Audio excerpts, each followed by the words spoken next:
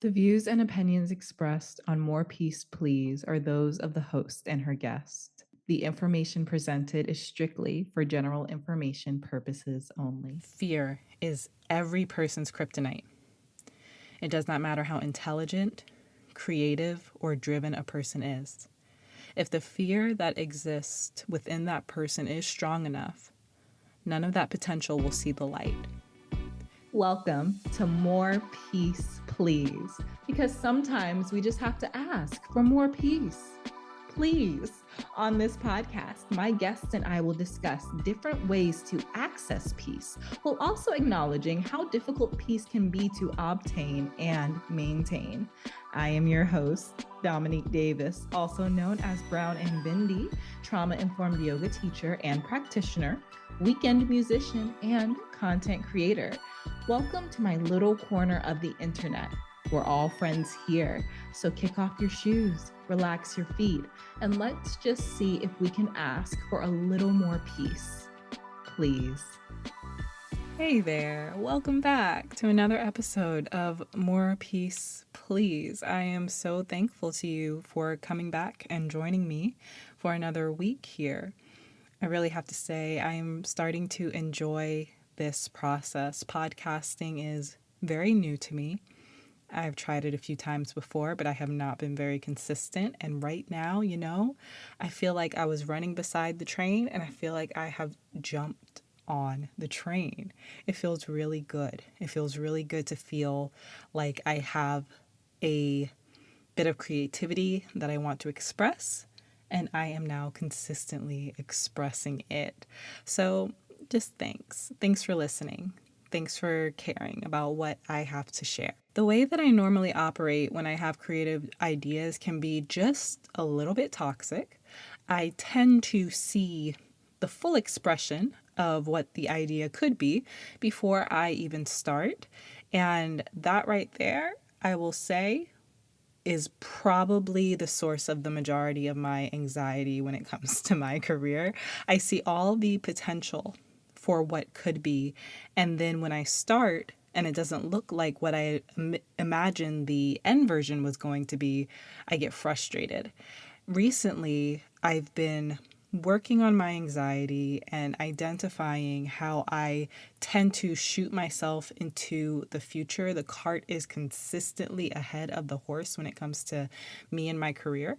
And I'm learning how to perceive my thought process and be a little bit objective, stepping back and saying, hey, Dominique, this is me speaking to me, saying, hey, Dominique, we're doing that thing again. We're doing that thing where we put the cart before the horse and we see this beautiful, awesome end image, but we don't have space and we're not giving ourselves grace for the beginning, the building. And it's funny, when I was thinking about this, I actually started to think about when I was in school. I went to school for theater because I've always had an immense love of storytelling and acting. And when a production is done well, there is a journey that takes place for the audience. They travel from plot point to plot point, scene to scene with the protagonist, empathizing and sympathizing with the highs and lows. If you have a movie that you love, if you love theater as well, if there's a certain show you love, you could think back to the first time that you experienced that movie or that show and you didn't know what was coming up next. You had to depend on the storytelling, the direction of the piece, the actors to take you on that journey. And what they did is what determined how much you love that movie, right? Now, all this being said, I am no Angela Bassett, so please take my words with a grain of salt. Acting is what can make or break a play or a movie. Good acting can turn a movie with literally no budget into a blockbuster. A lot of my theater education revolved around different acting techniques. There were certain actions that you would want to take. For example, there's something called taking a beat. In the acting world, this just means to allow silence to tell the story. You say something dramatic and then take a beat just to add depth to the scene. Yesterday, I ordered a salad from Panera and it was just It was delicious. You know, kind of like that. I also do this a lot when I am teaching yoga classes. I will give my class a certain idea, a certain philosophy, whether it's a yoga philosophy or just something I adhere to in my own life. And I will present the idea and then I'll pause and I'll let it settle in, because that allows the student to tell their own story and to tune into their own story, but taking a beat. It's a technique. There are also certain actions that you never want to take as an actor. One of the actions that always stuck with me was something called endgaining. Understanding endgaining can take you from being a little baby actor to a young adult actor. You see, the first part of learning a part is reading the script. After you've read the script, you already know what's going to happen. So subconsciously, it's really, really easy to let the knowledge of what's going to happen seep into your acting choices. Your character is supposed to be completely ignorant, and you are foreshadowing through your vocal choices, your facial expressions, endgaining. It's the difference between, this sandwich is delicious, and this sandwich is delicious. Again, call Angela. She can explain it better. Try not to endgame as an actor. In order to not endgame, an actor has to consistently stay in the moment. I know up until this point, you were like, where is Dominique going with all this? I'm going to bring it all the way back around. Okay, so in order for an actor to not endgame, they have to stay in the moment. They have to stay on the current page that they're on and not project the character's emotions into the ending. This is the only way to take the audience with you. You must play ignorant to not tip the audience off. They don't know if the sandwich is good or not. Being introduced to the concept of staying in the moment made a lasting impact on me when I was in school. It taught me that there is enough in this present moment to learn from and to draw from. My character's expansion was always dependent on how comfortable I was with sitting with what was presented to me in that moment. And yes, I was learning this when I was in school, and I was applying it to productions that I was a part of.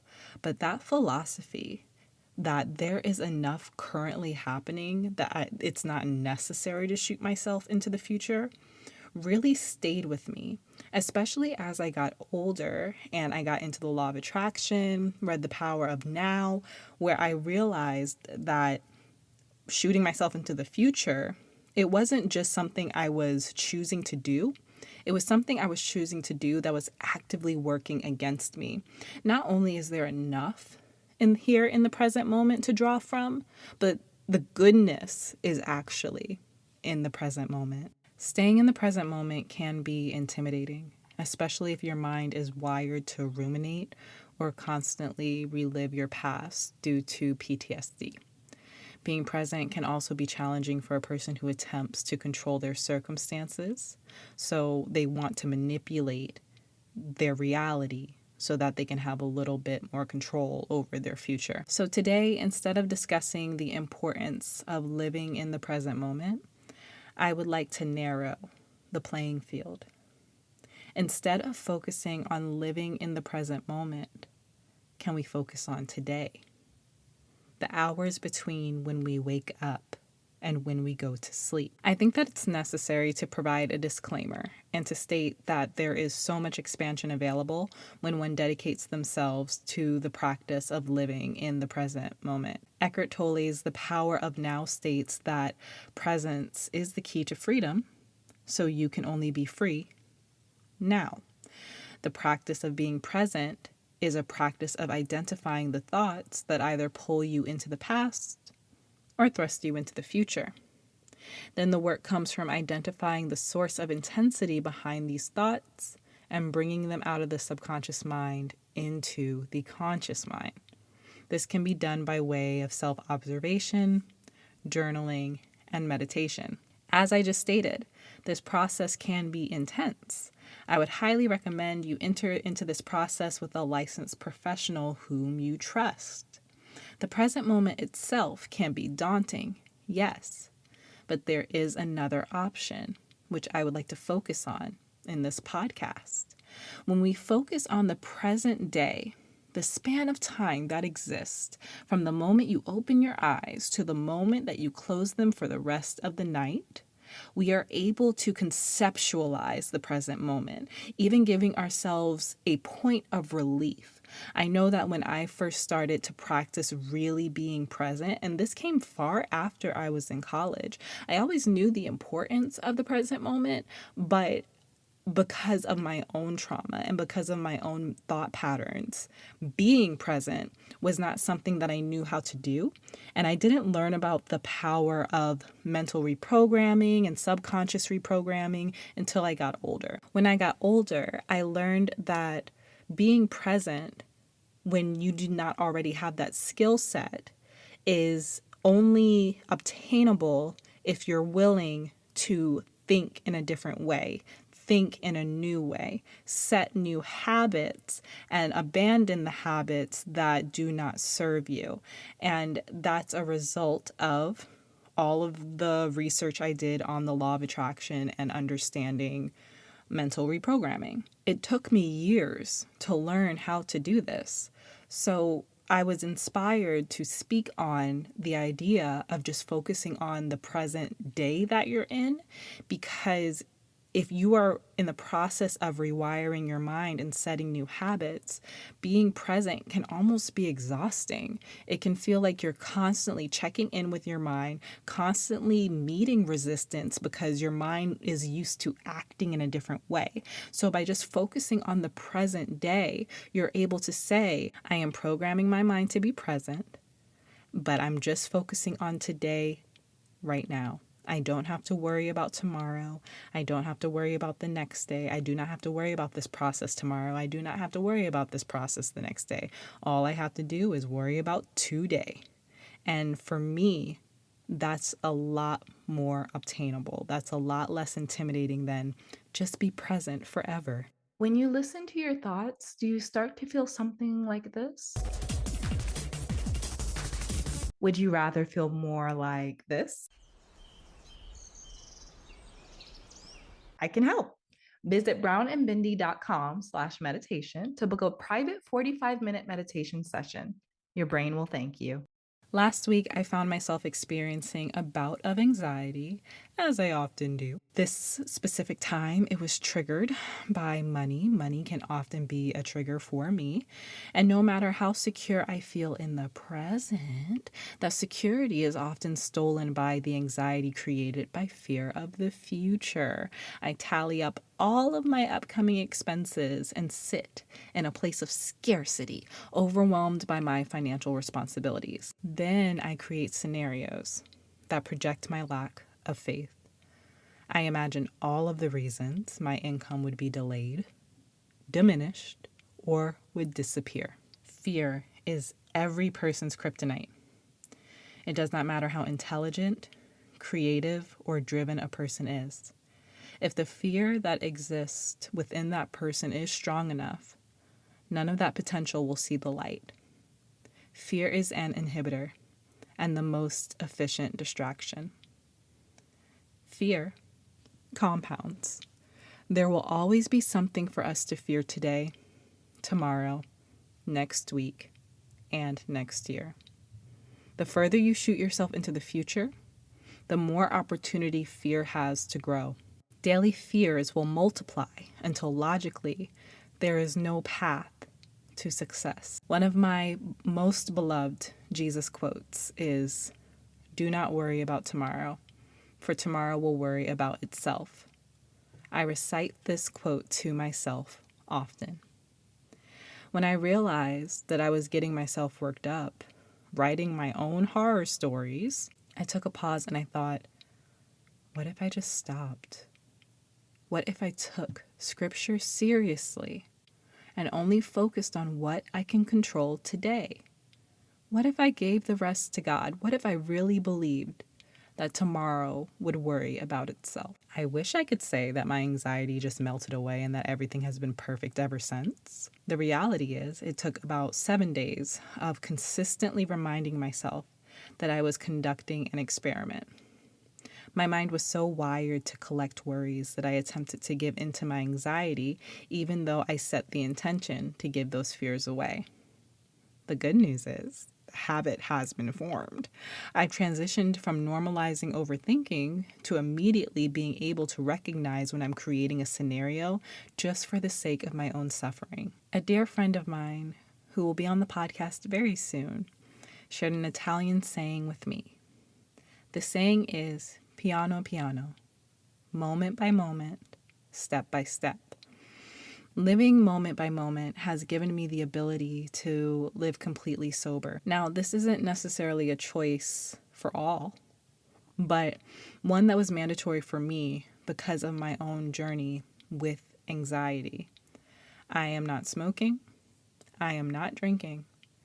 And I used both of those things to help me navigate the intensity and the overstimulation that would come from my anxiety.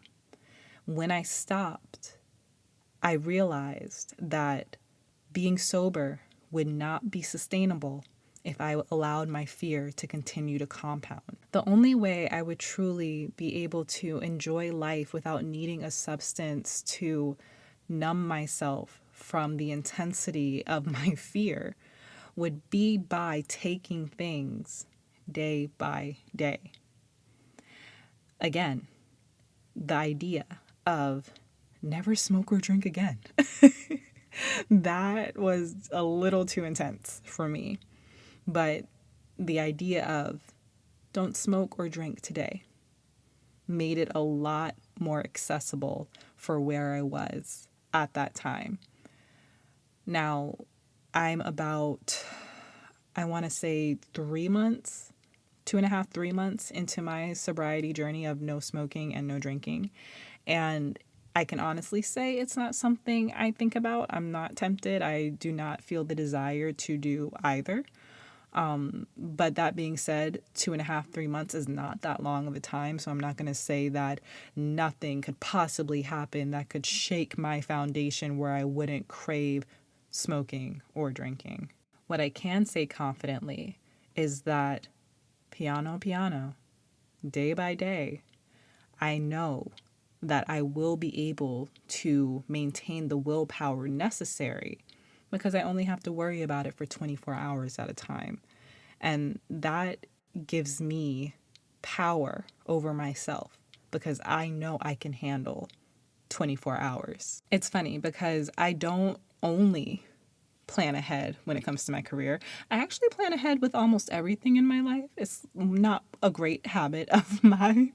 And ever since I've shared piano, piano with my husband, I just yell piano, piano at him whenever I'm talking to him about something that I would like for our family to do. And then I see that I have shot myself into 2029 and I'm like, piano, piano, because I have to recognize that I'm doing it again.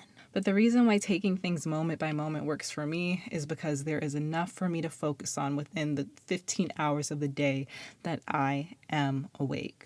If you allow me to project onto you for a moment, a lot of us complain about not seeing any growth or progress in our lives. But if we were to take control of our attention, and thus where our energy is going, we would experience colossal shifts. Making the choice to focus on the things that I have control of today, it matured me as a person. For example, when I felt my mind begin to worry about money, I'd ask myself, have I updated and organized my budget today? When I would create stories about friends growing distant, I'd ask myself, have I called or texted any of my friends today? Even when my mind would create stories about Brown and Bindi failing, I immediately would shift to, did I finish my work to-do lists for the day? And if I did, there was usually something I could go back to and improve on. There is an inner world that exists within each and every one of us. The landscape of that world, how much pain and angst versus how much beauty and joy that is experienced, is dependent on what we choose to focus on. Let me be clear, there will be no spiritual bypassing here. In no way is this to say that we should avoid the pain or the difficult moments. On that day when I was feeling anxiety that I would never achieve the goals, the financial goals that I have set for myself, I was still practicing day by day. So on that day, I decided to sit with that fear.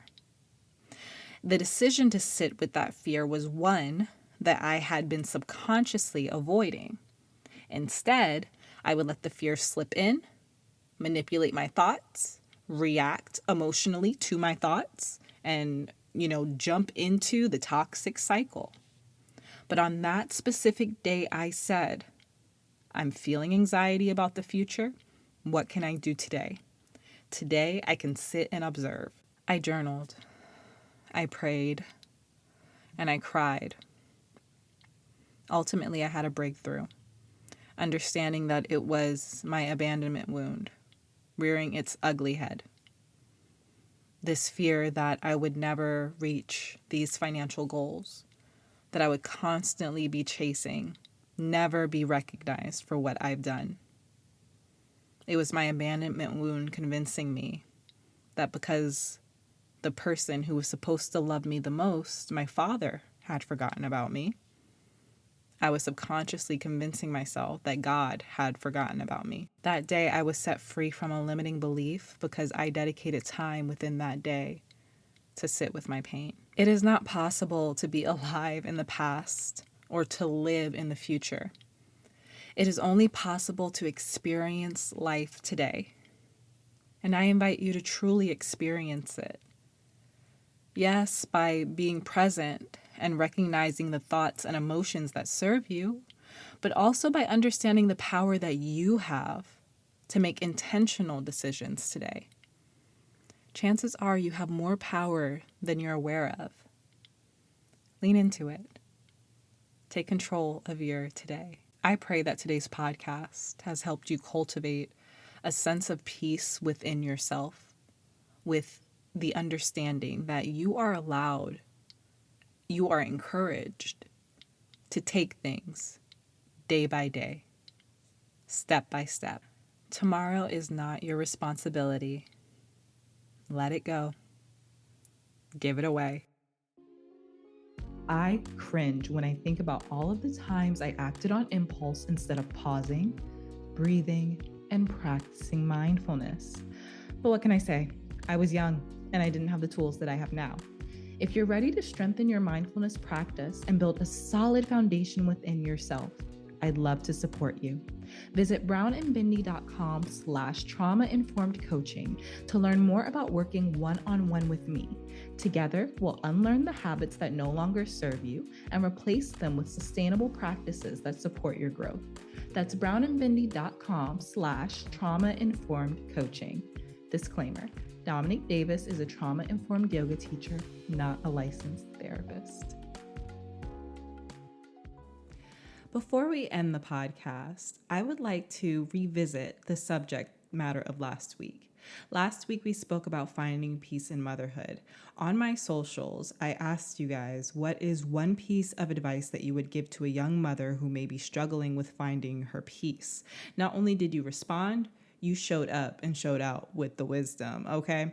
So let's go ahead and listen to some of these responses. Starting with YouTube, Everyday T says, get up earlier than everyone so you can have time for yourself, time to hear yourself and hear from God. That way, you're not just jumping into your day. Jenny Maya Ashley says, focus on you first.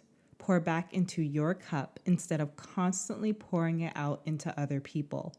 Wake up early. I sense a theme. Wake up early when it's most quiet and peaceful. Shower, do your hair and makeup, and get dressed in an outfit that you feel the most beautiful in. Get 3 tasks done. Clean the room, the kitchen, and read a chapter book. Then when it's time to pour into others throughout the day, you look good, and you feel good.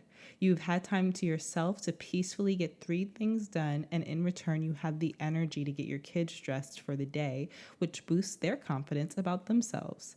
Give to yourself first to have peace, and the rest will follow.